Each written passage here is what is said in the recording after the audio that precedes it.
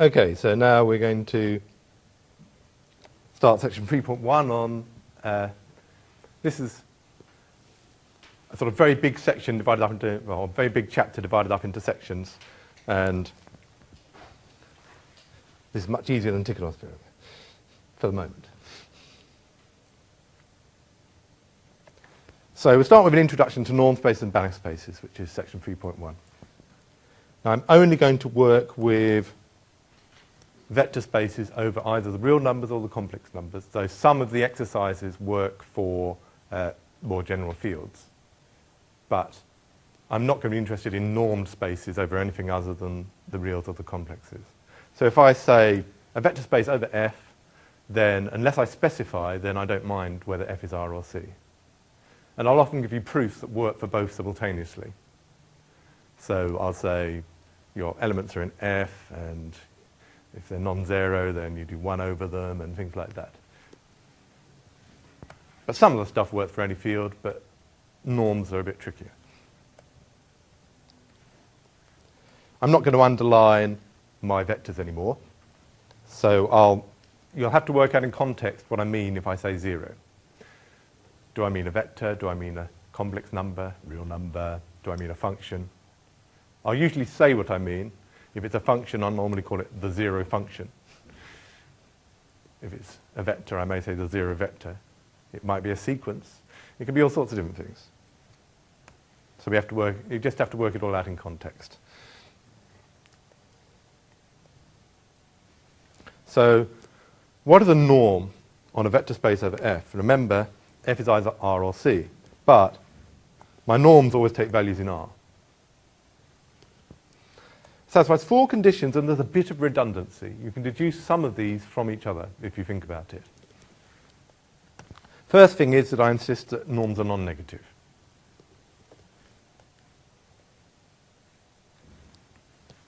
And that the norm is 0 if and only if you're at the point 0. If you drop this condition, you get something called a semi-norm.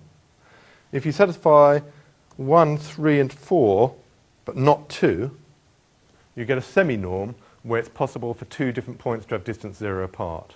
Semi-norms are like pseudometrics.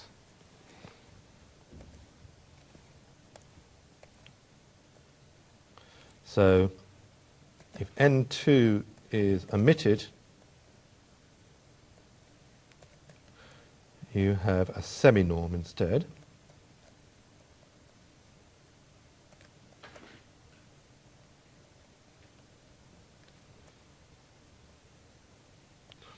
And this is like a pseudometric.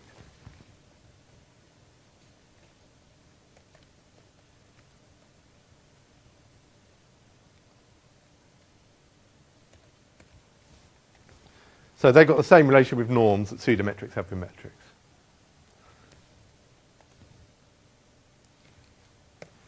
Okay, then you have the triangle law, or the triangle inequality, that the norm, or semi-norm, of x plus y is less than or equal to the sum of the norms.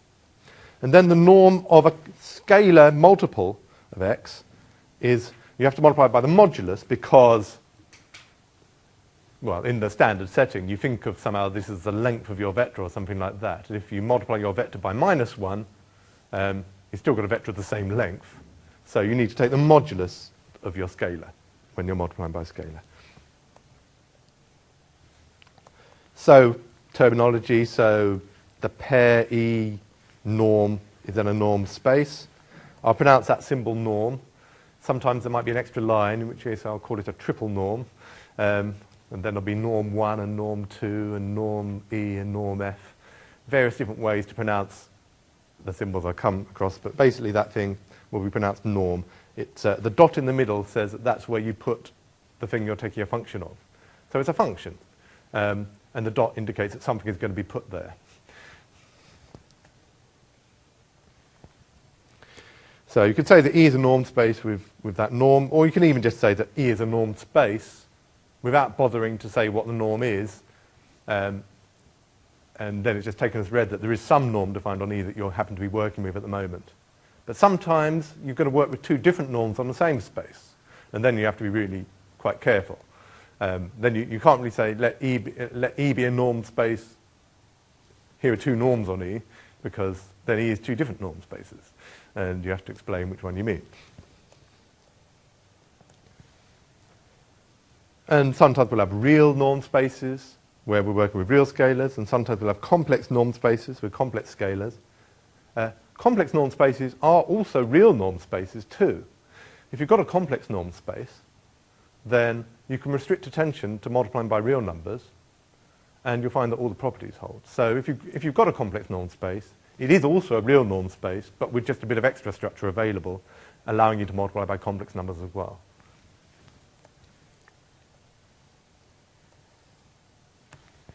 As an exercise then, you can try and work out which parts of these axioms follow from some of the other ones.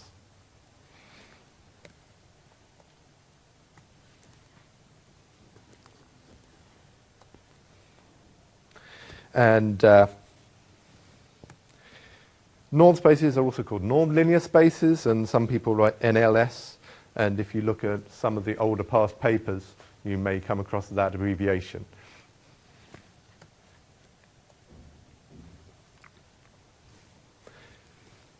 So we've got a norm, you make a metric by talking about the norm of the difference.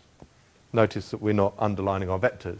So you need to know you're dealing with a vector space to even be able to talk about x minus y. But so you've got x and y in your vector space, then you can look at x minus y, and that'll be in your vector space as well.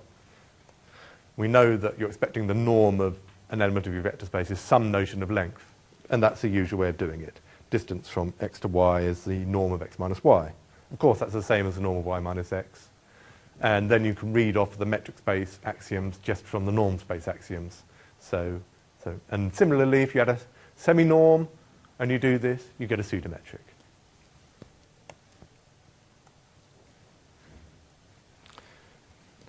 So now you've got a norm, you've got a metric. You've got a metric, you've got a topology, and now you can ask about continuity of maps between norm spaces and so on, and open sets in norm spaces and all the usual things.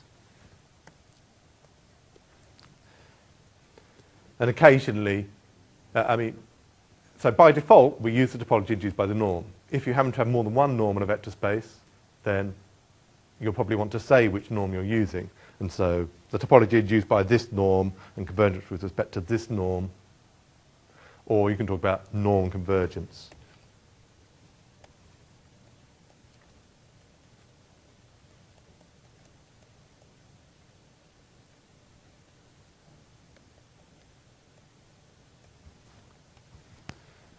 If you want to specify which norm you're using at a particular moment, you can name it. If you're just keeping in the background that there is some norm involved on this space, but we don't need a name for it at the moment, then that's okay as well.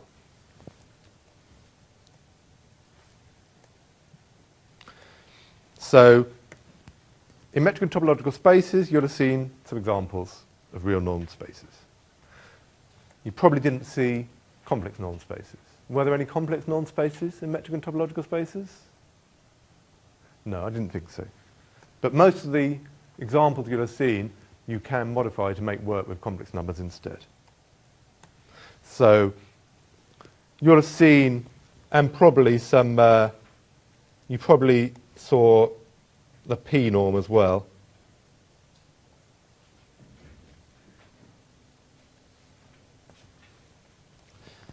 Which is similar to the 1 norm, the 2 norm, and the infinity norm.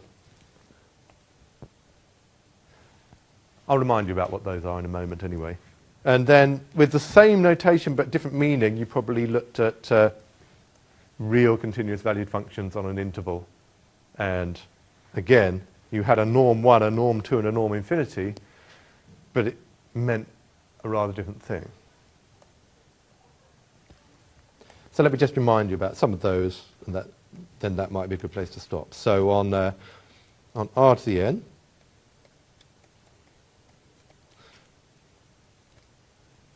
norm of x1, x2 up to xn,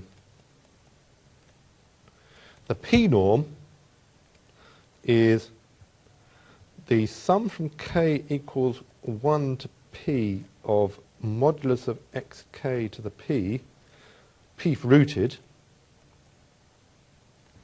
Of course, you can't do that when p equals infinity. That's for 1 less root of p less than infinity. Does that look familiar? Okay. The infinity norm, or the sup norm, is the maximum or the supremum, because they're the same for a finite number, of mod xk, where 1 less root of k less root of n.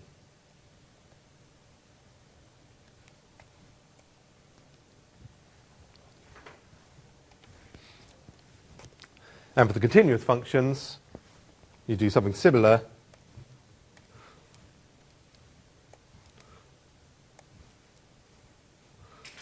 For f in CR01, the real continuous value functions are 0, 1, norm fp is the integral between 0 and 1 of mod f of x to the p dx, p fruited. That's for 1 less root of p less than infinity. And the sup norm, norm f infinity, is the supremum or the maximum. It's the uniform norm. So it's the supremum of mod f of x, where x is in 0, 1. But because it's continuous, you've got the maximum, you've got the boundedness theorem, and you achieve a maximum value for that. So it's actually equal to the maximum, again, because they're continuous functions.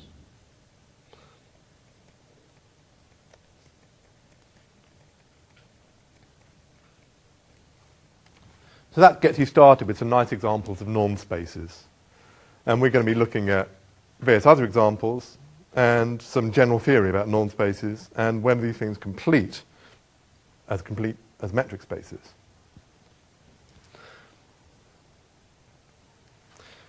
So, and then you do the same thing on c to the n and the continuous complex valued functions, and I'll say more about that next time. So we should stop there.